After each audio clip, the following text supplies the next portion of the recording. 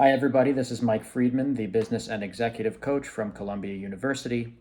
I want to talk about what I call the three missions of a team leader. And I'll start by saying this is not my own idea. This is something that I got from an organizational psychologist named William Kahn. I think he is a professor at Boston University. I think he got his PhD from Yale. He has a great book on team, basically a self-governing team, and what good team interactions look like, what good team leadership looks like. And he basically says that most people seem to think that a team only has one purpose, and that is to achieve whatever goal they were assembled to achieve. So if that's a sales team, then that might be hit your sales targets and move a certain amount of product or sell a certain amount of services, generate a certain amount of revenue. But there are two other missions that a team is, at least if they're not explicitly tasked with these two other things, it would be a very good idea for teams to task themselves with these two other things, or at least to monitor these two other things. And those two other things are, first, maximizing the health of the interactions of the people on the team, or at least supporting the health of the interactions of people on the team.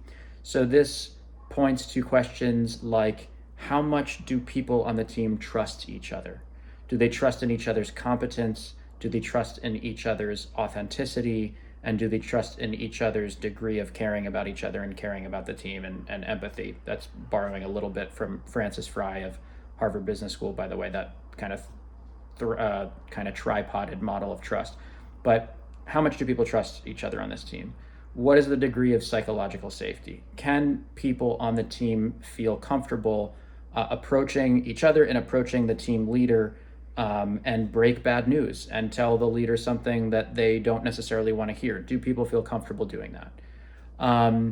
Are people speaking to each other with dignity and respect, with patience? Are they open-minded with each other, or are they cynical, or cutting, or disrespectful, or passive aggressive, or toxic or abusive in the worst cases? So what does the health of the interactions of people on the team look like? So that's kind of the second mandate. So we've got complete the explicit mission, sell the product, design the product, prepare the financial report. We've got support the health of the interactions of the people on the team. And then number three is help each of the individuals on the team develop. Remember, people on teams are not robots. They're not cogs in a machine. They're human beings. And human beings usually have aspirations that go beyond their narrow current job description. So very few people working in a job want to work that job the same way they're working it right now for the rest of their lives. Most people either want to get promoted, or they want to expand their job in some way, or they want to develop their skills, or something. Something wants to evolve usually within people. So is the team leader supporting their team members in that process? I would say if there's one complaint that I get pretty consistently with clients who I have in the professional world, it's that their boss doesn't seem to care about their development. Now, that's not to say that the boss doesn't want them to develop, or the boss, actively wants to sabotage their development. Hopefully that's not true.